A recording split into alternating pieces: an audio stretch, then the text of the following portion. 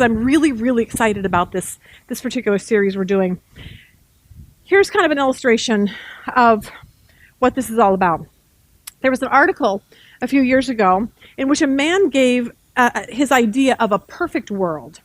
And in this perfect world, he said this. He said, you would feel as good at 60 as you did at 17. In a perfect world, you would be as smart at 60 as you thought you were at 17. In a perfect world, professional basketball players and baseball and football players would be complaining because school teachers would be getting their multi-million-dollar contracts. In a perfect world, potato chips would have calories, but if you ate them with dip, then it would neutralize the calories. See, that's the perfect world.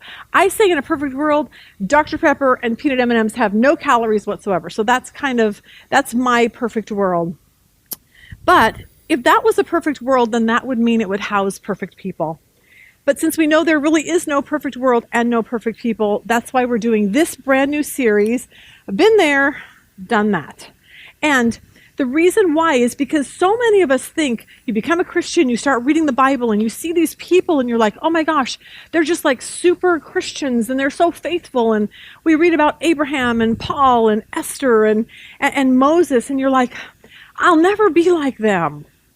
Well, here's what you're going to learn in this series is you might not want to really be like them, because these men and women were people just like us, and they were not perfect.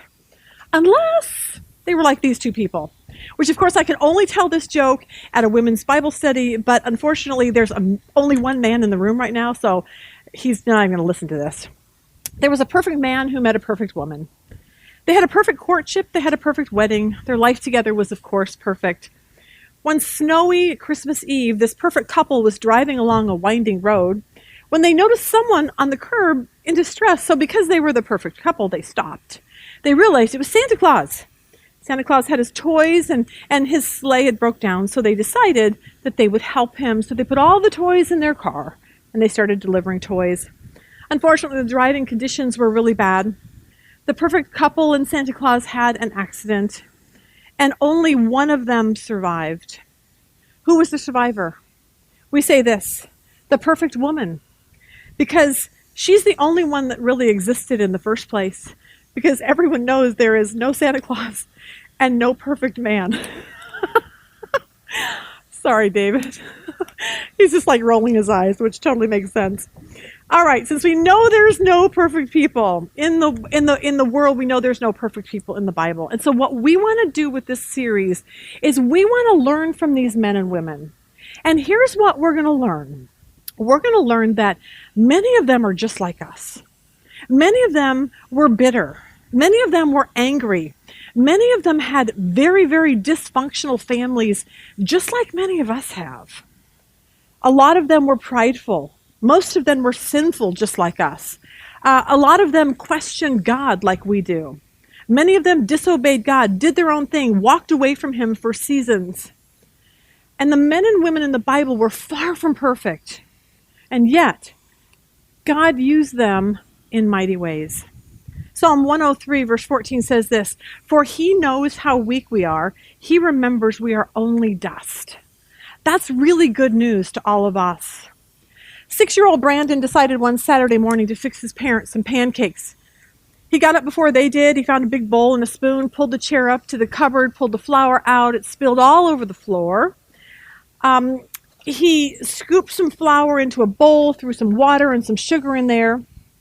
And he left this floury trail all over the floor. He looked down to see his kitten had walked across the trail and jumped up onto the counter.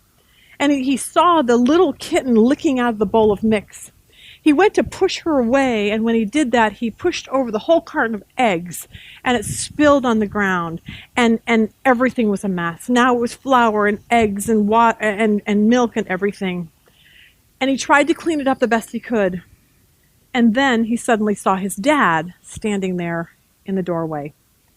He started crying, but his father just looked at him. And his father walked through the mess and picked up his crying son, hugged him, getting all the flour and eggs and milk and everything all over his own pajamas.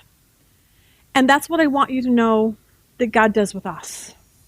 He deals with us the same way. Sometimes we want to do things and we just get it all wrong, and we get our relationships wrong, and we make bad choices sometimes, but we stand there in tears going, God, I don't even know what to do with this anymore. And it's like God reaches down and hugs us just like this father did in that story. That's why we are doing this series, because we want to see how God picks those who have made a mess of their life, how God picks up those who have made a mess of their lives. We want to know this. We want to know that God can redeem the mess in our lives. And hopefully you're going to be able to see this through all the people we study in this series. Think of all the people in the Bible. Did you know David, who was considered a man after God's own heart? Do you know he was a horrible father? He was an adulterer and basically a murderer. Did you know Noah, after he got off the ark, he got, built a vineyard and he got drunk? Did you know Sarah, Abraham's wife? She was mean. She was jealous. She was demanding. Did you know Nebuchadnezzar was so unbelievably prideful that God just made him like an animal for 7 years? Do you know Jeremiah just kind of wanted to be done with God even using him? How about Mephibosheth? He had no self-worth whatsoever. How about Elijah? Elijah suffered from depression. We'll talk about him next week. Abraham lied. Moses got angry. So what we thought we would do is we want to learn lessons from those who are in the Bible that are just like us. Those who have, like we said, been there and done that. And for those of the people in the Bible that have made bad choices, then hopefully what we can do is we can learn from their mistakes. And the reason for it is so we can go down a different path than they did and end up with a different outcome than they did. Now you'll laugh at this. The other day we walked out into the garage and there was a scorpion, okay? I don't like scorpions. Scorpions totally freak me out. And so Rob got these sticky traps and he put them by the door so that in case the scorpions come back, then of course they would be dead. But what happened is I walked out and instead of scorpions being on there, here's our picture, there's crickets on there. Now, I'm not that smart, and I don't even know if crickets think or if they even have a brain. But if I'm a cricket and I walk by and see my dad and my brother stuck on a glue trap, I don't think I'm going to go on the glue trap, okay? So that's kind of what this is all about. We want to see people that do things wrong and we're like, oh yeah, I don't want to do it like that. But then on the other hand, there are those who made good and wise choices. And we can learn what we can do different to be like them. That's our other goal. Those that did good, we want to see how they did it, and then we want to act like them. Now, all through the story, I want us to learn, which is the overarching goal of this Bible study, and that is what it really honestly means to be a follower of Jesus. That is the key, the goal for this whole entire time that we do what we do here. Opera singer Luciano Pavarotti, he said this. He said, when I was a boy, my father introduced me to the wonders of song. He said he urged me to work very hard and develop my voice. He said upon graduating from his teacher's college, he asked his dad, Dad, should I be a singer or should I be a teacher? Luciano, my father replied, said this, if you try to sit on 2 chairs, you will fall between them. For life, you must choose one chair. He said, I chose one. It took 7 years of study and frustration before I made my first professional appearance. It took another 7 years to reach the Metropolitan Opera. And he said, so now what I realize is no matter what you do in your life, whether you lay bricks or write a book, whatever, that we should give ourselves to that, commit ourselves to that. He said this commitment, that's the key. Choose one chair. And see, I'm hoping through the series we realize this, that the one chair for us means we have decided to follow Jesus. And that's our one commitment, and from that one commitment, everything else in our life stems from that. And I want us to be able to do what Noah did today, which is persevere, stick with his commitment, no matter what God ever asks of you. Which brings us to Noah. He's a good example of someone who followed God. God asked him to do something really, really difficult, And he had a choice. He could have walked away, said no thanks, too difficult, too challenging, or he could have accepted what God asked of him. And he could have pushed through the hard stuff. Because here's the deal. When life gets difficult, our commitments to God gets tested. We saw this the other day. The world is just kind of a crazy place right now. We all know that. And basketball apparently has started somehow or another. And it's kind of in the league, you have to stand for the national anthem. I think that's just kind of what they have to do. But for some reason, because of the turmoil in the world right now, one of the Orlando Magic players, his name is Jonathan Isaac, they have a picture of him where everybody else decided to kneel, which they're not supposed to, and he is the only one standing. And really, when he got his story out there, it was really because he's a follower of Jesus. And he knows how important. He's following the rules. He's like, I'm supposed to stand. I'm going to stand for my country, and that's just what I'm going to do. But standing there amidst his entire teammates that are kneeling, that takes commitment. And that takes standing up for something when everybody else around you is not standing. It's kind of like this. This made me laugh. It's kind of like when you are committed to your marriage, but then as your marriage goes on, you kind of get less and less, not committed, but kind of you just change. We don't want this to happen to you. So I thought I would put this up on the screen. Here's 6 stages of a married cold. So let's just say you get a cold. Your husband comes to you the first year. Sugar Dumpling, I'm really worried about my baby girl. You've got a bad sniffle and there's no telling about these things with all this stuff that's going around. Putting you in the hospital this afternoon for a general checkup and a good rest. I know the food's lousy, but I'll be bringing your meals in. Second year, she gets a cold. Listen, darling, I don't like the sound of that cough, and I've got Doc Miller to rush over here. Now you go to bed like a good girl. Third year. Maybe you better lie down, honey. Nothing like a little rest when you feel lousy. I'll bring you something. Do you have any canned soup? Fourth year. Now look, dear, be sensible. After you've fed the kids and got the dishes washed and waxed the floor, why don't you lie down? Fifth year. Not feeling good? Super sad. Take a couple of aspirin. Sixth year. I wish you'd just gargle or something instead of sitting around barking like a seal. Seventh year. For Pete's sake, would you stop sneezing? Are you trying to give me pneumonia? So that's what this commitment, your commitment wanes as the longer it goes. But I don't want that to ever happen. And we're going to see that it never did with Noah. What we learn is that he just stuck to what God asked him to do. Today we want to look at his life and we want to learn from someone who actually has been there and done that. And we're going to learn a little bit about what following God entails. And like I said before, the word that comes to mind with Noah is this whole idea of perseverance. So let's go all the way back to the first book of the Bible with Adam and Eve. Approximately 1,000-ish years after Adam and Eve, we meet Noah, which of course, if you don't know anything about the Bible, I'm sure you know Noah, the ark, the flood, that this is the same Noah. But think about this, because Noah comes on the scene, but he lives for 500 years before God even asks him to build an ark. So in other words, I would think if I'm 500 years old, I'm kind of set in my ways. Like I'm just like, I'm fine with the way my life is going. Maybe he had a furniture store, a wood furniture store. And he was a good wood building, and this was his livelihood. He had a wife, he had some kids. It seems like things were going fine until God does something. He interrupts his life.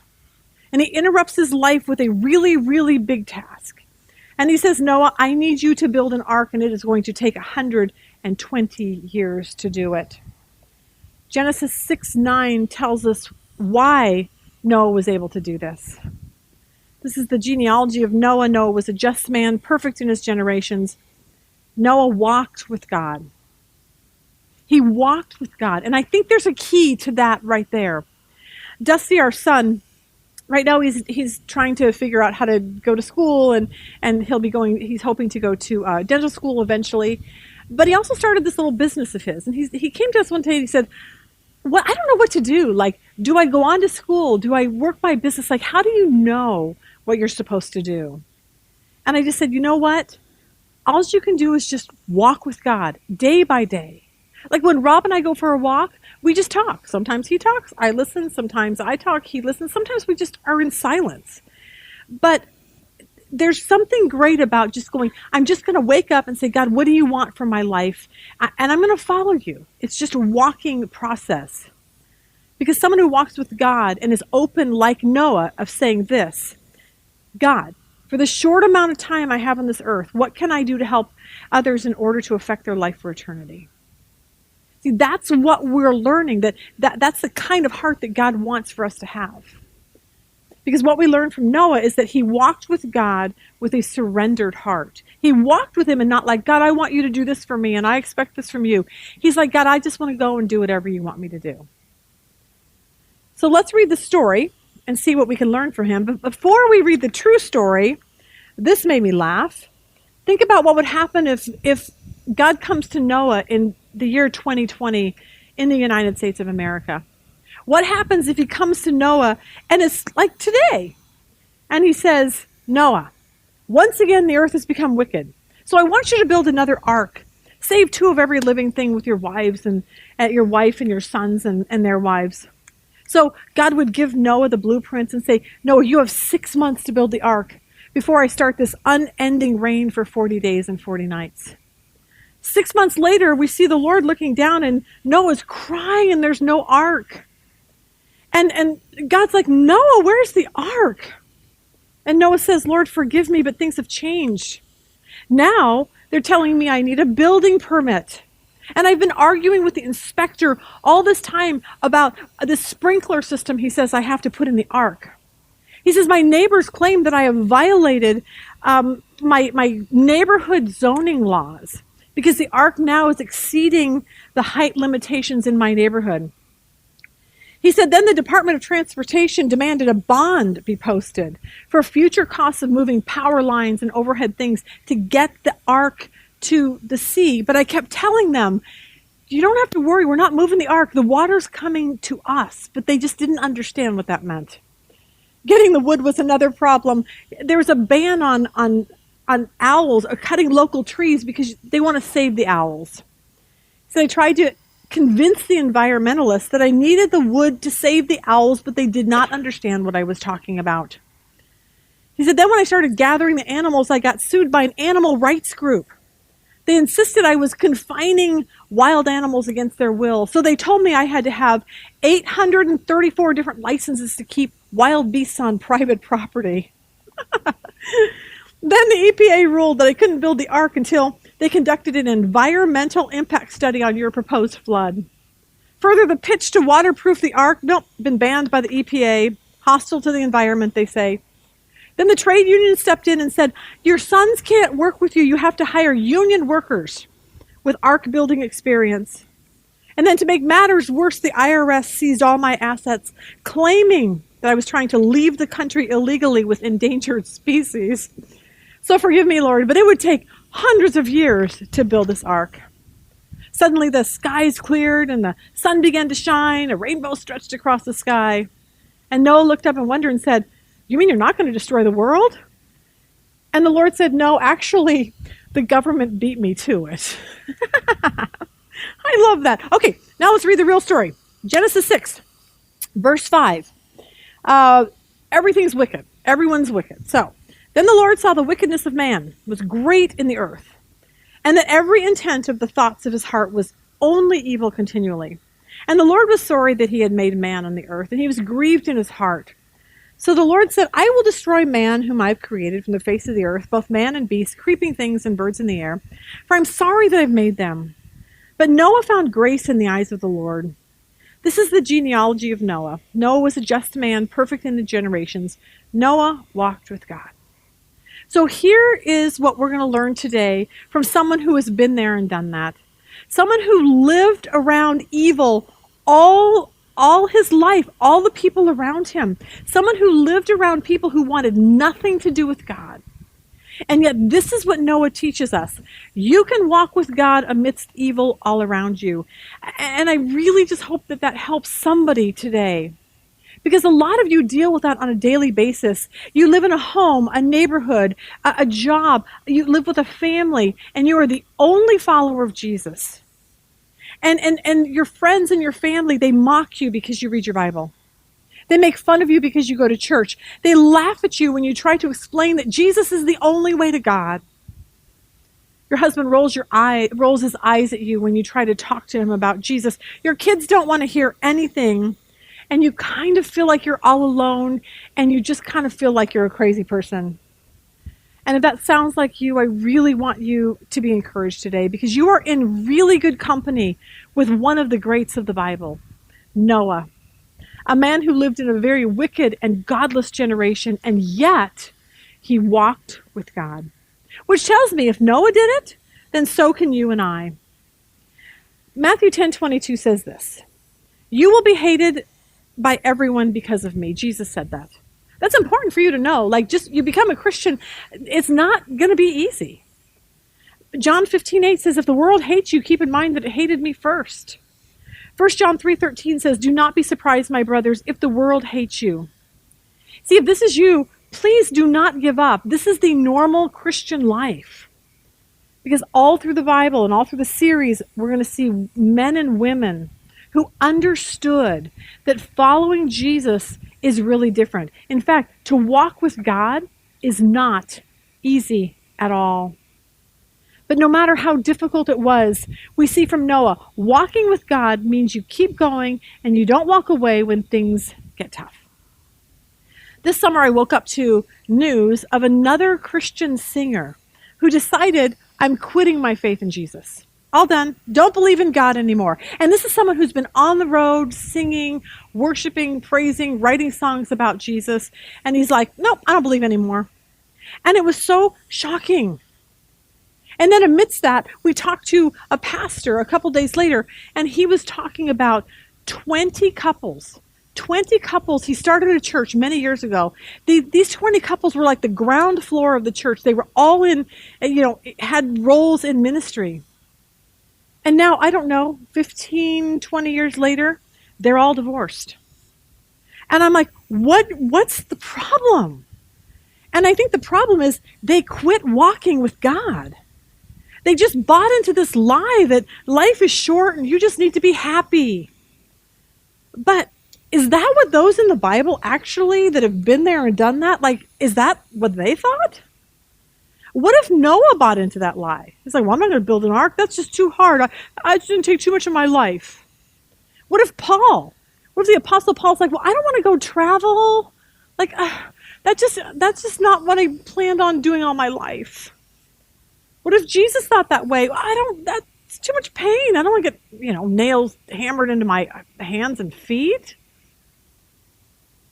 See, I think I say this a lot. We have this really big disconnect about what being a follower of Jesus is. A follower of Jesus is someone who walks with God and who says, God, my life is not about me. It really honestly is about you. I've told you the story many times, but we went to Africa many years ago. Like, seriously, we go to this church service. People are walking miles to get there. It's hot. There's no air conditioning whatsoever. These people are worshiping, crying. They're so overwhelmed by the grace of God in their life. And then they do an altar call. The church service lasted like 2.5 hours. Like, who sits there in a church service? They did. And then they did an altar call. And if you wanted to become a follower of Jesus, they're like, I'm sorry, you can't do that today. You're going to have to come back tomorrow. Because we're going to show you in the Bible what it means to follow Jesus. Because you know what? You might lose your family. You might lose your job. You might lose your life. Now, you still want to follow him? And see, I think that's what we're missing in our American culture today. So the guy who lost his faith, I spent that day kind of feeling really sad. So it was just a reminder to me, to remind you, that we all have to be very, very, very careful. Hebrews 2:1 says this, therefore we must pay closer attention to what we've heard, lest we drift away from it. See, that tells me that if we listen to enough media, if we listen to enough non-Christians, if we listen to enough worldview, we have the potential of walking away from the truth, away from our faith, away from our marriages. We have to be really, really careful who we're listening to. So if you're miserable in your life and you go get counsel from someone and you're like, I'm just miserable in my marriage, and somebody actually tells you this, oh, sweetie, I know that you just haven't loved him for so long, and I just know you just haven't been very happy for so long, and I just think you should be better off without him. You need to run. Okay? If something tragic happened in your life and you're just so overwhelmed by it and you go to get counsel and they say, God just is really unfair, isn't he? Like, he should have stopped that tragedy in your life. Why would you ever follow a God like that? You need to run. Because the Bible gives us really big warnings. And this is one of them. 2 Timothy 4:3, for the time will come, which I think it's already here, when men will not put up with sound doctrine, but instead to suit their own desires, they will gather around them a great number of teachers to say what their itching ears want to hear. And they will turn their hearts away from the truth and turn aside to myths. In other words, the Bible warns us that we're going to go get counsel and they're going to tell us things that aren't true. And we're going to believe it and say, well, of course I just should be happy, or of course I should not believe in God, because that tickles our ears. And it's a huge warning that all of us need to pay really close attention to. So back to Noah, I'm thankful for all these negative people that were around him, laughing at him, making fun of him, rolling their eyes like, oh, look at Noah, he's building a boat, heard from God. And yet Noah cared more about doing what God asked of him than going along with the crowd. And for those of you who stand up for Jesus amongst a whole lot of criticism, I want to say, I am so proud of you. Because you know this, along with most of the greats of the Bible, that to walk with God is really not easy. Especially in a culture that's getting worse day by day by day.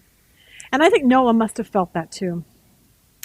So picking up in verse 10, Noah begot 3 sons, Shem, Ham, and Japheth. So he's living a normal life. He's got his kids. They're probably older kids by this time.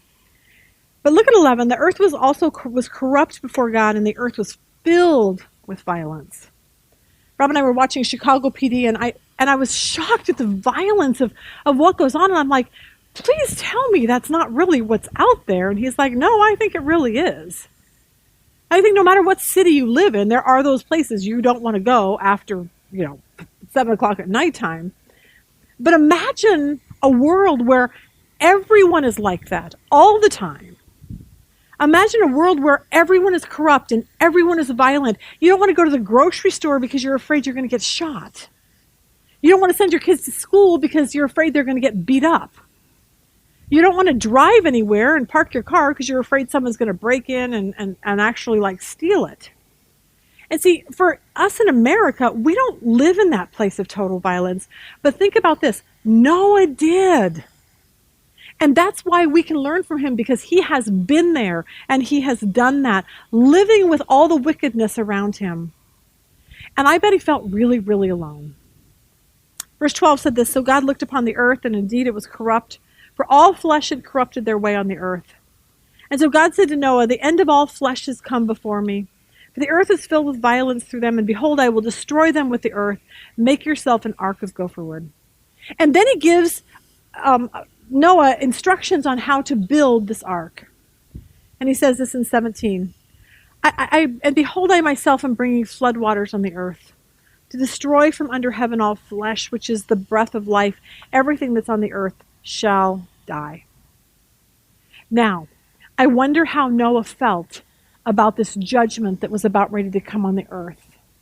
I wonder how Noah felt as he looked around. He would wake up in the morning and walk out to the ark to work on it. Then he'd look around at his neighbors going to work, or the children playing, or the men going to the field. And he'd look around and he'd see their horses, or their puppy dogs, or their little lambs. And realize that with every nail Noah hit building this boat, imagine the weight he must have felt knowing what God told him would happen to everyone he knew. Imagine the weight of that. People would die separated from God. And I wonder if Noah was just so heartbroken over that. Because once that rain starts, that's the true ramifications of what is about ready to happen. So I was reading this, I was starting to think, okay, do I care about people who are going into a godless eternity? Does that make my heart really hurt? And then I realized a couple months ago how much it really did. My sweet Aunt Betty, She's my aunt that loved Jesus and loved life, and she was always the life of the party. She was always happy and jolly, and she would always talk about, when I die, I'm going to glory. That's what she would always say. But then she died. And on the night that she died, I sat on my back patio, and I sobbed, and I sobbed. But I did not cry and sob for my Aunt Betty, because I knew she was a believer, and I knew the minute her soul left her body, to be absent from the body is to be present with the Lord. And I knew that with her. But my heart broke for my Mormon cousins. I can't do anything about that. They're in this deceptive false religion. They believe things that are absolutely not true. And I felt so sad for my cousins who were literally born into this religion. They don't know any different. And for some reason that night, my heart just felt so sad and broken. Because with the death of my Christian aunt, I saw this finality of death. And there's no chances, nothing beyond that. And the fate of where you go for all eternity, it is sealed forever when you take your last breath. And somehow that hit me really hard. Now, at the time of this, we were doing our Contending for the Faith conference with Mike Winger. And we did this whole section, two-part series on Mormonism. And my goal is always to put these on Facebook in hopes, random hopes and prayer that one of my Mormon cousins will go on and watch it and God will open their eyes. So that's my heart for them. So I put that on, and then a few days later, my Mormon cousin, the one I don't talk to that often, she puts on her Facebook page like a 3 or 4 minute video on what the Mormon church believes. We believe in Jesus. We believe in God. We believe in eternal families. We believe in this whole thing. And she wrote on the bottom and she said, I don't know why people have such a hard time understanding that we're Christians and like we believe the same thing. What's the problem? And so I think this is my great way to tell her what the problem is by sending her the video of Mike Winger. So what I do is I write her back and I say, let me just explain this to you. First, I love you with all my heart. But for two, I want you to understand that the reason why you're confused is because you believe in a different God, a different Jesus, a different way of salvation. There are no like eternal families. Like I said, please watch this video. So I attached Mike Winger's video, and I wasn't even sure I wanted to send this Facebook post, so I would attach the video and then I would think about it. But what I didn't know is the minute you attach it, it automatically gets sent out. Okay, yay. So now it's there. So a little while later, she writes back on Facebook, and along with all of her Mormon friends, because this video now went onto her Mormon site, and they were not very happy with me. But my cousin said, I know we believe differently about this. But you know, God loves all of his children, and he just wants us to do good for him. Okay. Well, I know that's not true. And so I feel desperate to get the truth to them. But I don't know what to do, so I'm crying, I'm driving, and I'm just a mess over this whole thing. And I decided I'm not going to do anything on emotion. So I prayed about it that night, and I said, God, do I respond? Do I not respond? Like, I really care about where they're going to go when they die. And so I woke up the next morning, I said, you know what, I'm leaving it alone. The video's enough. And so I woke up in the morning and I started reading. I was in my journal, and the reading plan journal, and it just happened that I'm on Romans 10. And here's what Romans 10:14 says. But how can they call on him to save them unless they believe in him? And how can they believe in him if they have never even heard about him? And how can they hear about him unless someone tells them? And how will anyone go and tell them without being sent? This is what the scriptures say. How beautiful are the feet of messengers who bring good news.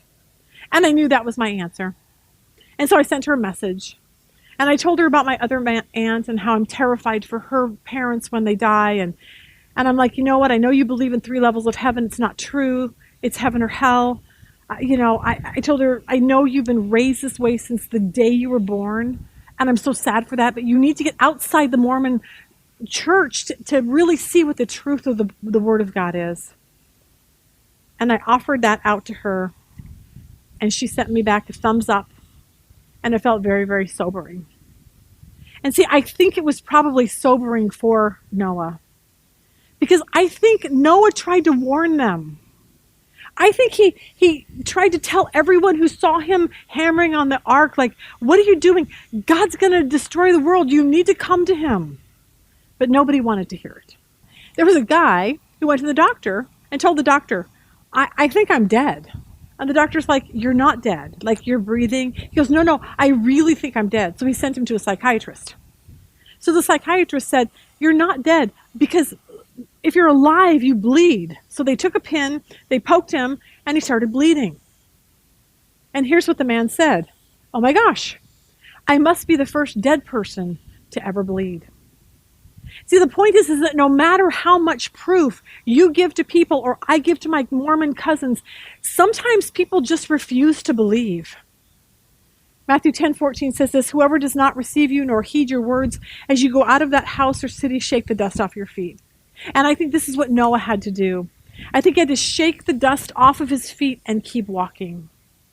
Until it was that day when Noah looks up and sees these large black clouds filled with rain in the sky. And he looks around and he sees everyone that's wicked, everyone that he's preached to, everyone that has mocked him and ignored him for 120 years. And he knows at any moment it's the beginning of the end as he knew it. Nobody would be prepared for what was coming. The time of patience of God had stopped. A pastor waited in line one time to have his car filled with gas before a long holiday weekend. The attendant working there just was frantic trying to get people through the line. And when he saw the pastor, he knew him. And he said, Pastor, I'm so sorry about the delay, but it seems like everyone waits till the last minute to get ready for a trip. The pastor laughed and he goes, I know what you mean. It's the same in my business. But for the people on the earth, that's the problem. There was no last minute. It was over. It was done. Noah takes his animals and he takes his family and he gets on the boat. Genesis 7 says this, so those that entered, male and female, all flesh, went in as God had commanded him, and the Lord shut him in. And I thought, how gracious of God to shut him in, to close the door behind him. Imagine trying to shut a door when all of your friends are banging on it. Let me in, and they're screaming and they're crying. And I think it was gracious that God shut the door for him. But imagine when that door was shut. There's no electricity. It's dark. Maybe there's a candle. I don't know. At this point, Noah knows there's no hope for anyone to be saved from this flood. I imagine the rain, the thunder, the animals are probably terrified, and I bet Noah's heart was breaking for all the people out there. But at some point, he had to move past this and look to a new future. See, if my Mormon cousins die without the true Jesus, without true salvation, I have to move on. Noah did what he could. I did what I could. So many of you have done what you could. You invited them to church. You left books for them to read. You prayed for them, and they did not listen. And just like those were outside the ark, you are not responsible for what happens to them. And I think Noah had to recognize that and look towards a future that God had. Greta sent me this when quarantine started, so I changed some of the wording, but I thought it was cute. Noah and his family were stuck on a boat for over a year, which began with 40 days and nights of rain. There were no balconies, terraces, windows, internet, Netflix, Facebook, Instagram, phone, TV, or YouTube. They only had their family and a bunch of animals to take care of. So they prayed and trusted God that one day the sun would come out and dry up the land, and one day they would get off the boat and start over.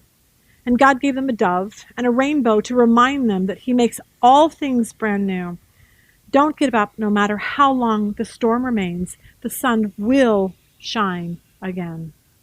See, you and I have to look forward to what God has in store for us next. And Noah and his family, all they could do was wait.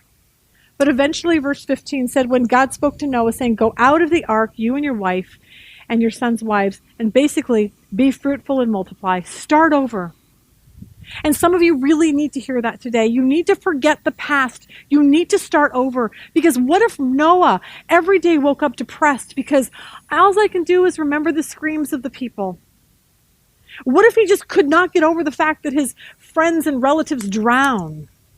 What if Noah could not go on with his life because he kept getting flashbacks of the flood? But we don't see that with him. And I think it's because he focused his life on God and not himself. He trusted that God had a purpose for the flood. And that's what I want us all to learn from Noah, who's been there and done that. He walked with God, he trusted God, and he persevered through the hard stuff. And you and I will only get to that point when we have and I mean this with all the love in my heart, a true and serious relationship with God through Jesus. Not just, I'm just going to I never go to church and I never read my Bible and I never do what God tells me, but you know what, one day, 50 years ago, I prayed a prayer and I got baptized. That's not what we're talking about. Because just because you were baptized and just because you prayed a prayer doesn't actually mean you actually are a follower of Jesus. Here's what you need to know. Submitting your life to Jesus no matter what, pushing through the hard stuff, that is what actually proves you're a Christian. That's why we always say you can stay in a loveless marriage. You can stay in a difficult job. You can raise difficult children. What we learn from Noah is what it means to truly follow God and to focus on Him, not yourself, but focus on Him and what He's told us to do. The great part about Noah is this: Noah did not listen to the crowd, but he listened to God. Verse 29, all the days of Noah were 950 years, and then he died. So what can we learn from Noah, who's been there and done that? We know this: one, to know God. You have to really know God. And the Bible says the only way you can know God is through Jesus alone. Jesus says, I'm the only way to God. So you put your faith and trust in Jesus because He died on a cross for your sins, and then you're part of His family, the family of God. And then what Noah taught us is to walk with God. Open your Bible, read it, find out what God wants you to do, and then do it. Which is the next part. Do what God says. People don't know that. I have to make a big decision in my life. I don't know. Pray about it. Ask, what does God say about it? And then trust God. Trust God when things get difficult. And the last one is this: move forward and don't look back. These are just some lessons that I hope that we can all learn from today, from someone who has been there and done that. And next week, we'll be talking about Abraham, a man who also has been there and done that. Have a really great week.